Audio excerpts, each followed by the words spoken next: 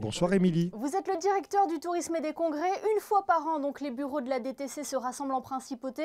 Combien de personnes y participent et en quoi cette réunion est essentielle?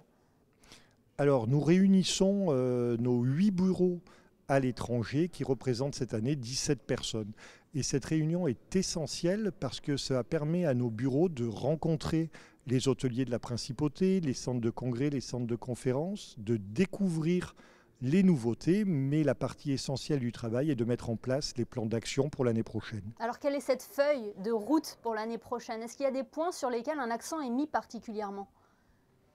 Alors, nous avons mis l'accent depuis quelques années à la direction du tourisme sur le marketing avec un niveau de réputation de la destination qui est relativement acquis un peu partout, un niveau de considération de la destination touristique et un niveau de conversion des ventes. La conversion des ventes se fait par les hôtels, par les centres de congrès, par les prestataires eux-mêmes et la direction du travail travaille sur la considération en tant que destination de la principauté. Il est important, Guy Antonielli, d'être à l'écoute des bureaux?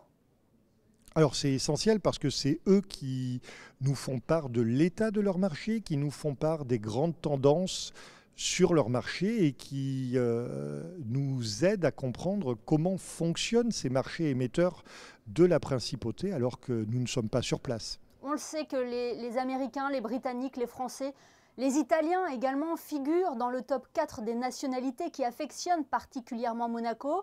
Mais est-ce qu'il y a un désir aussi de toucher un public plus large que celui qu'on a l'habitude de voir venir ici?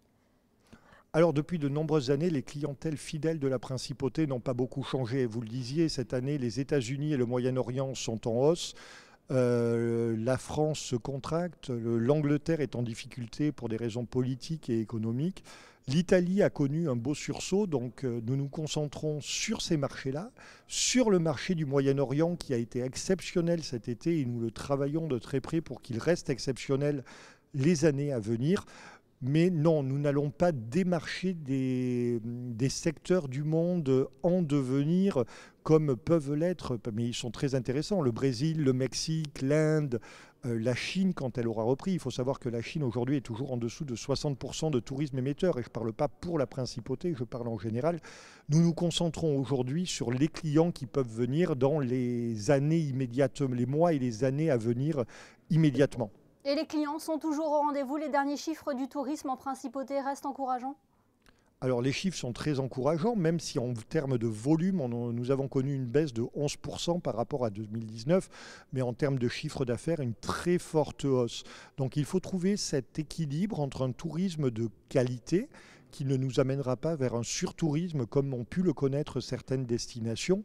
Ce n'est pas ce que nous voulons, mais ce n'est pas ce qu'a connu Monaco et ce n'est jamais ce qu'a connu Monaco. Donc aller vers ce tourisme de qualité, mais avoir un volume également suffisant pour que tous les secteurs de la principauté qui vivent du tourisme, de la simple boutique de souvenirs à la sandwicherie, aux grands hôtels, puissent vivre du tourisme en principauté. Guy Antonielli, est-ce que Monaco a sa place sur la scène internationale du tourisme? Alors Monaco a toute sa place et nous le voyons dans les conférences internationales auxquelles nous participons. Monaco, dès que nous annonçons être la délégation de Monaco, nous avons toujours des gens autour de nous qui nous demandent quelles sont les clés du succès. Donc Monaco est reconnu comme un pays qui a du succès, déjà en matière touristique, mais en matière de notoriété.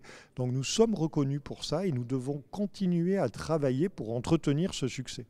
Ce sont les derniers échos que vous avez pu avoir, notamment lors de la dernière Assemblée générale de l'Organisation mondiale du tourisme en Ouzbékistan?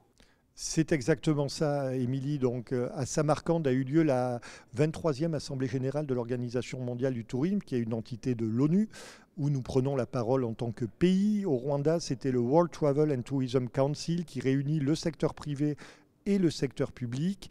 Au Moyen-Orient, Sandrine Camia a conduit une délégation d'hôtels de la Principauté pour faire un roadshow, donc une tournée de 5 villes au Moyen-Orient. Monaco est toujours un phare, je n'ai pas peur de dire vraiment un phare parce que tout le monde nous connaît. Mais aujourd'hui, nous devons faire comprendre aux gens pourquoi ils doivent nous connaître et pas seulement connaître le nom Monaco en l'associant à la Formule 1, mais connaître un peu plus tout ce que la Principauté a à offrir à nos futurs touristes.